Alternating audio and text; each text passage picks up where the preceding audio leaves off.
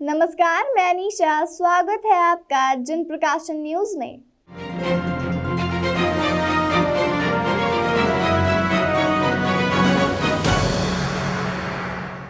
इंदौर में senior citizen के लिए भी नियम कानून और कायदों की जानकारी उन्हें मिल सके, इसके लिए सीनियर सिटीजन ट्रिब्यूनल की स्थापना की मांग की है। इंदौर के लीगल एडवाइजर दीप्ति सुतारिया ने ही यह मांग की है कि देश में बुजुर्गों के लिए एक ऐसा मंच तैयार किया जाए जहां पर वह अपनी शिकायत दर्ज करा सके और यहां पर बुजुर्गों की शिकायत को फास्ट ट्रैक कोर्ट की तरफ लिया जाए, जहां पर उनकी शिकायत का निर्णय 1 सप्ताह में ही सामने आ सके। इंदौर की ही एक लीगल एडवाइजर दीप्ति सुतारिया ने सीनियर सिटीजन के लिए सीनियर सिटीजन ट्रिब्यूनल की व्यवस्था करने की मांग की है। एडवाइजर का कहना है कि हमारे यहाँ कंज्यूमर कोर्ट, कुटुंब न्यायालय सहित ऐसे कई मंच है जहाँ पर सीनियर सिटीजन की समस्याओं के लिए व्यवस्था बनाई गई है, लेकिन दुर्भाग्य से उन्हें वहाँ पर भी सही न्याय नहीं मिलता है। इसलिए अब सबसे बड़ी समस्या यह है कि वरिष्ठ नागरिक अपनी पीड़ा को लेकर कहाँ जाए, क्योंकि कई वरिष्ठ नागरिकों को सरकार के द्वारा दिए गए अधिकारों की जानकारी भी नहीं होती है।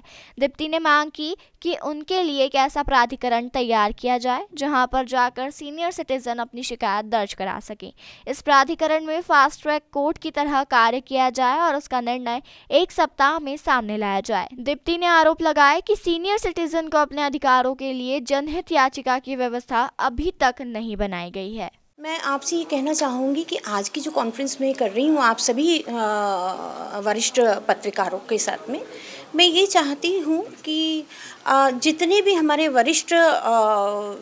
नागरिक हैं, जो सीनियर सिटीजन्स हैं, उनके वेलफेयर की बात अब होनी चाहिए, उनके अधिकारों की बात होनी चाहिए, क्योंकि अब this is the high time जहाँ पर वो अभी बहुत सारा टॉर्चर और क्राइम अपने घरों में देख रहे हैं, अपने बच्चों द्वारा किया जाना। तो इसीलिए मैं चाहती हूँ कि वरिष्ठ नागरिक जितने भी हैं उनके अधिकारों का हनन ना हो और वो सामने आए और उनकी बात की जाए। तो मतलब कैसे क्या आप उन लोगों को सामने लेकर आएंगे या आप लोग कुछ ऐसा क्या प्रयास करेंगे कि जो वृद्ध लोग आपसे जुड़े? जी, अभी फ़िलहाल हम लोगों ने जैसे ये शुरू किया है, ये कारवां है, ये धीरे धीरे बनता जाएगा, जुड़ता जाएगा, जिसमें आप लोग भी ज़रूर से शामिल होगी जहाँ मेरी ज़रूरत पड़ेगी। तो सबसे बड़ी बात ये है कि हमें उनको उनके अधिकारों के बारे में अवेयरनेस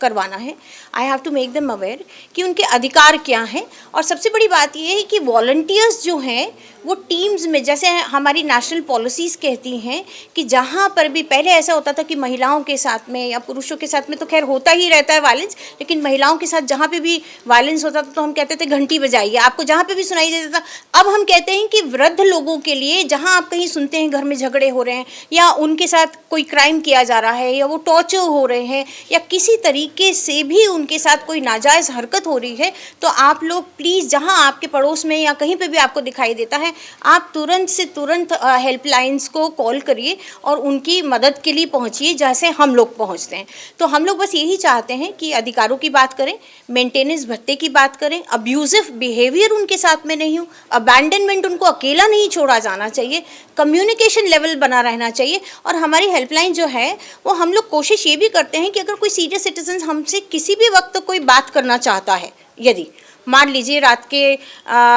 11 बजे या 10 बजे अगर वो हमसे बात करना चाहते हैं और अकेले हैं, तो मैं ज़रूर से हम लोग कोशिश करते हैं कि हम उनको सुनवाई करें। तो उसके लिए हमारे वॉलंटियर्स टर्न बाय टर्न रहते हैं कि जो उनकी सुनवाई कर सके और फिर उनसे पूछने के बाद में ही उनके मैटर्स को हम लोग सॉल्व करना चाहते हैं। देश दुनिया की तमाम खबरों के लिए चैनल को लाइक, शेयर और सब्सक्राइब जरूर करें।